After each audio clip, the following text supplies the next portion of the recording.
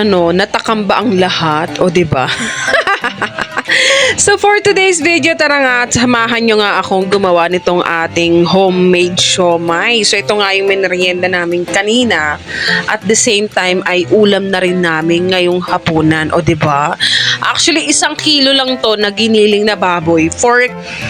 Pork na ano to, tig half kilo na lean and ground. So, yung pagkakaiba po kasi nila, yung lean daw is puro laman. At yung ground, may halo siyang taba-taba. So, pinagsama ko na sila. At ito na nga ang ating umpisahan na nga natin ang ating paggawa ng ating homemade siomai. Ang kailangan nga natin dito ay itong carrots. Naglagay nga rin pala ako dito ng celery, white onion, ayan, then 2 gloves of initong ating bawang, ayan, then at yung mga pampalasa natin. Ayan, so para mapabilis na nga lang natin siyang maghiling, gumamit na lang tayo ng food processor. Pero kung wala, mano-mano pwede naman yan. So, gilingin na nga natin yan hanggang sa makuha natin yung gusto nating pino, diba, na ihahalo or imimix natin sa ating giniling na baboy. So, naglagay ako ng celery para naman kahit papano, meron siyang vegetable touch kasi nga, kakain din yung mga anak ko. So, optional naman yung kung gusto nyo siyang lagyan. Yung iba is nilalagyan ng onion legs, pero ako nilagay ko is celery kasi meron ako, sayang din naman.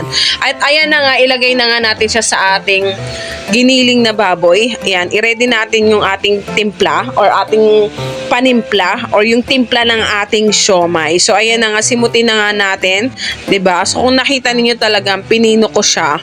Actually, itong mix ng siomai ko na to is pwede niyo na rin siyang gamitin sa pang Shanghai. Ang ano lang naman sa pang Shanghai, dadagdagan niyo lang talaga ng carrots. Next, ayan, naglagay na nga tayo dito ng 1 pirasong itlog. Ayan. At saka nitong ating oyster sauce. So, tantiameter lang naman yung ginawa ko dito, guys. Pero, mga ano lang naman din. Mga small amount lang naman. Then, pampalasa, naglagay tayo dito ng black pepper. Yun talagang pino. Asin. Ayan. Liquid seasoning. Ayan. Nilagyan natin yan. Tapos, actually, naubusan kasi ako ng sesame oil. Konti na lang yung natira na sesame oil. Kaya, naglagay na lang ako ng olive oil. So, meron kasi akong olive oil. Pero, okay din naman olive oil, guys. Pero, mas ano kasi kung sesame oil. Kasi, diba? Then, after nga yan, imekos-mekos natin yan. Ay, actually, naglagay pala yung huli nating dito na ingredients is cornstarch. So, ilalagay ko na lang siguro sa dulo ng video yung ating mga recipe. Ayan. So, panoorin nyo hanggang dulo itong ating video para naman makakuha ka ng idea kasi pwede na rin itong pang negosyo. Ayan. So, imekos-mekos lang natin yan. Haluin lang natin mabuti hanggang mag-well combine ng ating mga ingredients. Ayan. So, pagkatapos nga yan ay i-ready mo na yung gagamitin mong pangbalot. Kapag na-well combine mo yan, ay simuting mo mabuti yung mga natira doon sa food processor kasi sayang naman, 'di ba? Mahal ang mga ngayon bilihin, kaya dapat ay simut-simutin. Ayan. Kulot nga ng ginawa ko, in-scrape ko talaga yung food processor kasi meron pang natira doon sa loob. Then after nga nito ready na tayong magbalot ng ating siomai.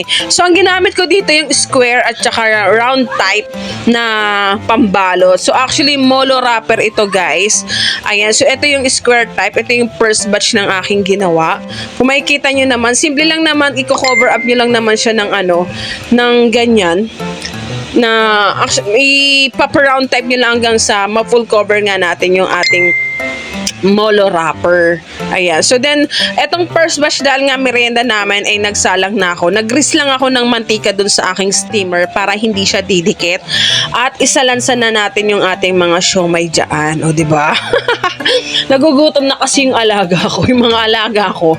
Pag ganitong mga meriendahan, nagtatanong na yun manong merienda, diba? kakainin nila. Talagang nilalanan ko silang malutuan. So happen nga ito nga yung isa sa cravings natin.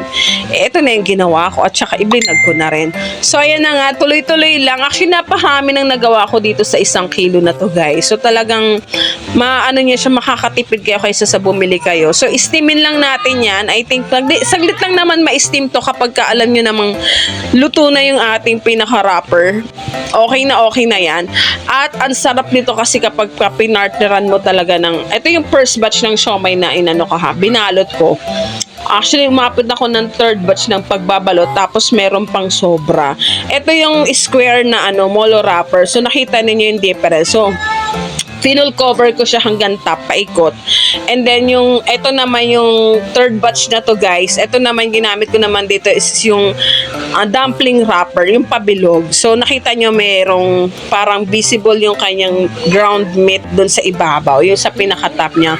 Pwede naman. So ayan na nga, tikiman time na nga ang Junana ko. Itong bunso ko talaga na to, mahilig to sa siomai guys. At talagang, ay nako boyla, talagang mapapakain ka talaga ng ilang piraso talagang kung gusto mo maubos-ubusin mo na, di ba? Magsawa ka. At syempre, talagang masarap ka partner tong siomai na to sa ating chili garlic oil. So yung previous video ko, nakapag-share na nga ako sa inyo kung paano ko ginawa itong chili garlic oil. Kita nyo naman yan. Gusto ko nakailang piraso yata ako sa isang kainan. So ayan na nga, kung natakam ka, gumawa ka na, at kung natuwa ka sa video natin, maki-like, share, and follow for more na rin, di ba? So yun lang. Thank you for watching. Bye-bye!